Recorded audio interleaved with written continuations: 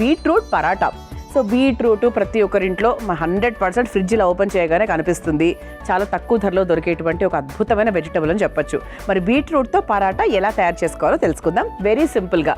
ముందుగా కావాల్సిన పదార్థాలు ఏంటో చూసేద్దాం. బీట్రూట్ పరాటా తయారు చేసుకోవడానికి కావాల్సిన పదార్థాలు: బీట్రూట్ ముక్కలు 1 కప్పు, అల్లం ముక్కలు 2 టేబుల్ స్పూన్లు, పచ్చిమిరపకాయలు 4, పుదీనా అరకప్పు, కొత్తిమీర కొద్దిగా, గోధుమ పిండి 1 కప్పు, మిల్లెట్ పిండి 1 కప్పు, నూనె 3 టేబుల్ స్పూన్లు, ఉప్పు తగినంత, నెయ్యి 2 టేబుల్ స్పూన్లు. బీట్రూట్ పరాటా తయారు చేసుకోవడానికి కావాల్సిన పదార్థాలన్నీ కూడా రెడీగా ఉన్నాయి. సో బీట్రూట్ పరాటా చాలా చాలా సింపుల్ అండి. సో మీరు అల్పాహారంగా తీసుకోవచ్చు, డిన్నర్ లాగా కూడా చేసుకోవచ్చు. Very simple. సో బీట్రూట్ అనగానే ఫస్ట్ గుర్తొచ్చేది ఏంటి అంటే బ్లడ్ బాగా తక్కువగా ఉన్న వాళ్ళకి, కొంచెం నీరసంగా ఉన్న వాళ్ళకి ఫస్ట్ మనం సజెస్ట్ చేసేది ఏంటంటే బీట్రూట్ రసం తాగుతూ ఉండండి అని చెప్తూ ఉంటాం. ఇందులో iron, potassium, fibre, anti oxidants ఇవన్నీ చాలా అధికంగా ఉంటాయి. అంటే రోగనిరోధక శక్తిని మెరుగుపరచుకోవడానికి మనకున్నటువంటి వెజిటబుల్స్లో కొన్ని మాత్రం ప్రథమంగా హెల్ప్ చేస్తూ ఉంటాయి. అందులో బీట్రూట్ అనేది డెఫినెట్గా ఫస్ట్ లిస్ట్లోకి వస్తుందని చెప్పొచ్చు. సో మనం వంట స్టార్ట్ చేసేసుకుందాం. ఫస్ట్ మనం ఏం చేయాలంటే ఒక పేస్ట్ లాంటి తయారు చేసుకుందాం.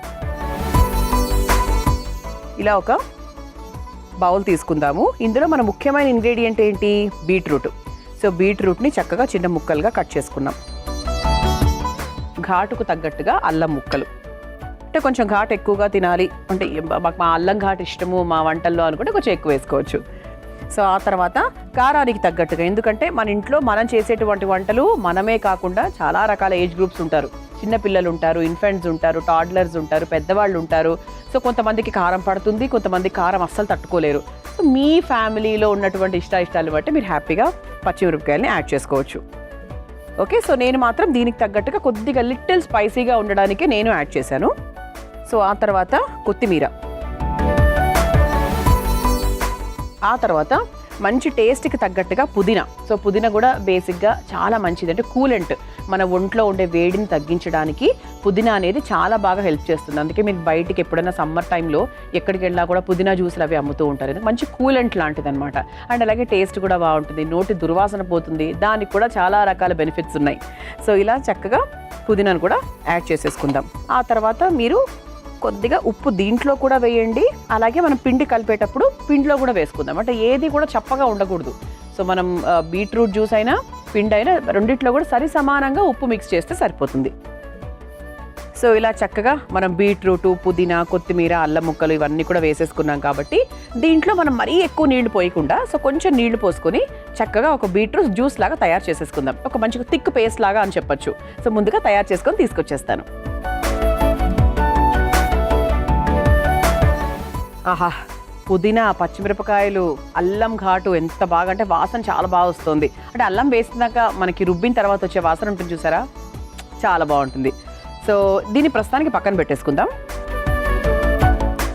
ఇప్పుడు ఇంకొక బౌల్ తీసుకుందాం. సో ఇదేంటి అంటే మనకు పిండి. సో ఎప్పుడు కూడా పిండిని ఒక 20 నిమిషాల పాటు నానబెడితే ఇంకా చాలా బాగా వస్తుంది.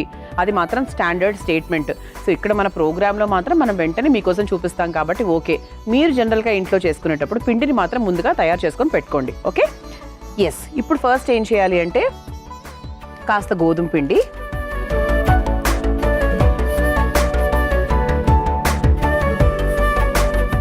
సమానంగా అని మాట్లాడుకున్నాం కదా. సో అందుకు 1/2 and 1/2 అనమాట, 50-50 లాగా. సో దానికి తగ్గట్టుగానే మనం 3 స్పూన్ల చిరుధాన్యాల పిండి తీసుకుందాం. సో దీంట్లో కాస్త నూనె కూడా పోసుకుందాం, ఎందుకంటే ఎప్పుడు కూడా ఇటువంటి పిండి, ముఖ్యంగా చిరుధాన్యాల మిల్లెట్ పిండి చేసేటప్పుడు నూనె కంపల్సరీ వేయాలి, లేకపోతే సరిగ్గా రాదు. సో నూనె వేసేసుకున్నాము. అండ్ అలాగే మనం పేస్ట్లో కాస్త ఉప్పు వేసాం, ఇందులో కూడా కాస్త ఉప్పు వేసేసుకుందాం చప్పదనం లేకుండా. ఇప్పుడు ఒక్కసారి దీన్ని మిక్స్ చేసేసుకుందాం ఒక్కసారి. అండ్ దీంట్లో మనం ఎటువంటి నీళ్లు పోయట్లేదు, ఎందుకంటే బీట్రూట్ జ్యూస్ వేస్తున్నాం కాబట్టి. సో ఒక్కసారి చేతితో ఒకసారి కలిపే ముందు ఇలా కలిపేసుకొని ఇప్పుడు మన బీట్రూట్ జ్యూస్ తయారు చేసుకున్నాం కదా, దాన్ని క్వాంటిటీకి తగ్గట్టుగా చూసుకొని వేసుకుందాం.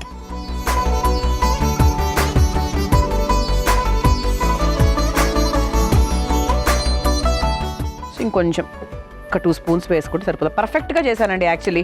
అంటే నేను తీసుకున్న క్వాంటిటీ, నేను కలిపిన క్వాంటిటీ చాలా పర్ఫెక్ట్గా ఉంది. సో ఇప్పుడు చక్కగా దీన్ని చేత్తో మిక్స్ చేసేసుకుందాం. ఇది ఈజీ అండి, అంటే మామూలుగా చపాతీలు చేయడం అందరికీ వచ్చు కాబట్టి ఈ ప్రొసీజర్లో చేసుకుంటే మనకి ఇబ్బందే ఉండదు. స్టఫింగ్ చేసుకునేటప్పుడే కాస్త మనం ఇబ్బంది పడతాం కదా. సో స్టఫింగ్ ఎప్పుడూ కూడా నాకు కూడా కొంచెం టెన్షన్గానే ఉంటుంది, ఎందుకంటే సరిగ్గా పిండి కుదరాలి, దాని లోపల స్టఫింగ్ జారుగా లేకుండా కుదరాలి. ఓకే, సో ఈ విధంగా చక్కగా మిక్స్ చేసేసుకున్నాం కదా. ఇప్పుడు చపాతీ కర్రాపీట తీసుకుందాం.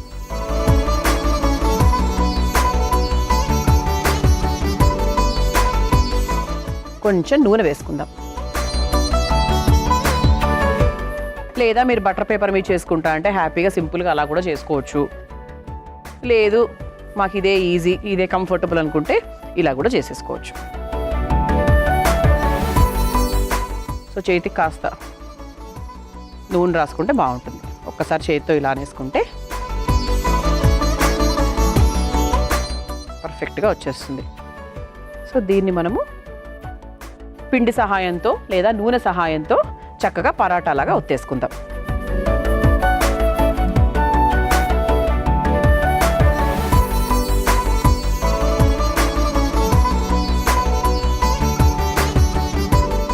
సో ఇలా చక్కగా అంటే కొంచెం మందంగా మనం పరాటా అనుకున్నాం కదా, సో మరీ పల్చగా అయితే రాదు 100%. సో దీన్ని కొంచెం మనకు పరాటా లాగా లావుగానే చేసుకోవాలన్నమాట.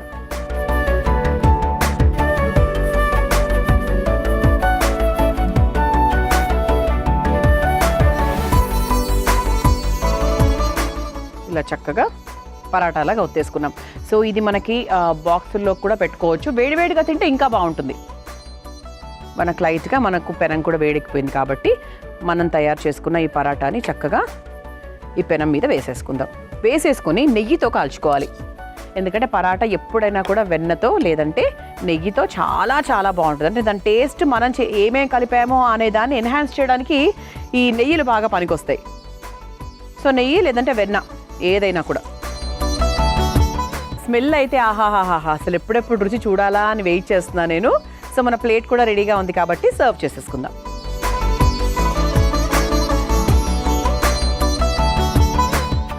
సో బీట్రూట్తో రాగితో ఏది చేసినా కూడా చాలా టేస్టీగా ఉంటుంది. అండ్ దట్టు మనకు చిరుధాన్యాల పిండి ఎంత రుచిగా ఉంటుందో తెలుసా. చెయ్యడమే తెలియని వాళ్ళే చాలామంది ఉన్నారు. వన్స్ మీకు చేయడం అలవాటైంది, ఈ రుచి అలవాటైంది అంటే మాత్రం 100% మీరు ప్రతిరోజు కూడా ఇంక్లూడ్ చేస్తారు ఏదో ఒక రకంగా. సో ఇంత చెప్తున్నాను అంటే ఖచ్చితంగా ట్రై చేయండి. సో బీట్రూట్ పరాటా మీరు తయారు చేసుకోవాలనుకుంటే కావాల్సిన పదార్థాలు, తయారు చేసుకునే విధానం మరొకసారి చూసేయండి.